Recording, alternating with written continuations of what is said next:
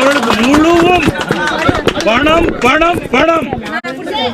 எப்படி பணத்தை ஆட்சியின் மூலமாக பெறுவது?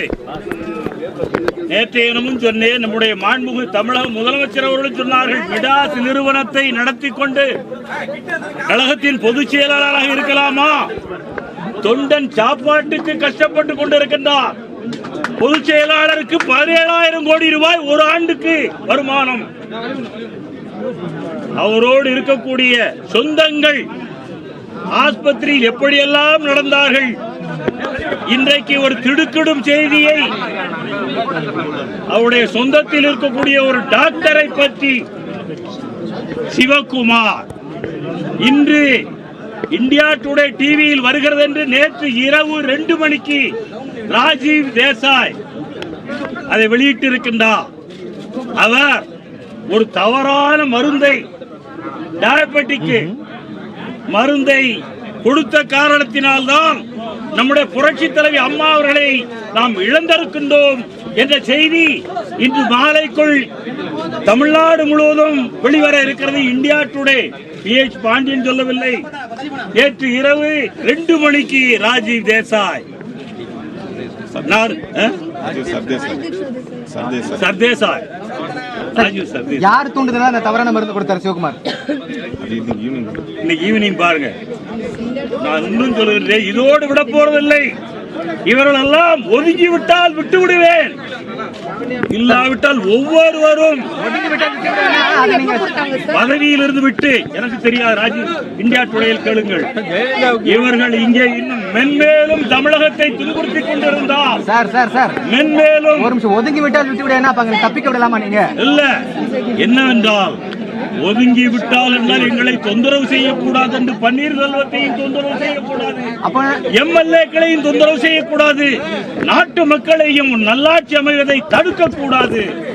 இதை தடுத்தால் நான் தான் FIR போட போறேன். நான் தான் முதல் தகவல் அறிக்கையே கொடுக்க போகின்றேன். இரண்டாவது வருவோம். முதலில் இவர்களை எச்சரிக்கின்றேன், இந்த கூட்டத்தை எச்சரிக்கின்றேன். நம்முடைய ஒரு பெரிய 15 ஆண்டு காலம் தமிழ்நாட்டில் அமைச்சராக இருந்து 20 ஆண்டு காலம் MLA-ஆக இருந்து நாட்டு மக்களோடு இருந்த பன்னீர்செல்வத்துக்கு இந்த நிலை என்றவுடன் நான் இங்கே ஓடி வந்தேன். நீங்க கேள்வி கேட்காத, நான் சொல்வதை கேட்டுக்கொள்ளுங்கள். நம்முடைய முதலமைச்சர் பன்னீர்செல்வம் அவர்கள் 5ஆம் தேதி டிசம்பர் மாதம் பதவியேற்று அப்பல்லோ ஆஸ்பத்திரிக்கு வருகின்றார். நான் அவருடைய கையை பிடித்துக் கொண்டு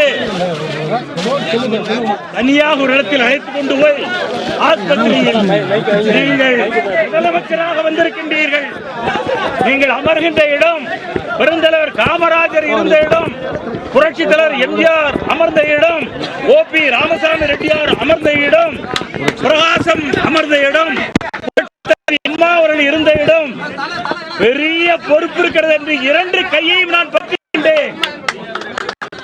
ஆஸ்பத்திரியில் 2 கையையும் பற்றிக் கொண்டு நீங்கள் தைரியமாக இருங்கள், இதற்கும் கவலைப்படாதீர்கள், ஏதாவது வேண்டுமென்றால் நான் இருக்கிறேன் என்று அன்றைக்கு சொன்னேன். டிசம்பர் 5ஆம் தேதி இரவு புரட்சி தலைவி அம்மா அவர்கள் மறைந்த பிறகு அவர் பதவியேற்றவுடன் அதை சொன்னேன். கேள்வி எல்லாம் வேண்டாம், கேள்வி எல்லாம் நீங்க, நான் இப்ப திருட்டு கூட்டத்தை பற்றி பேசிக்கிட்டு இருக்கேன்.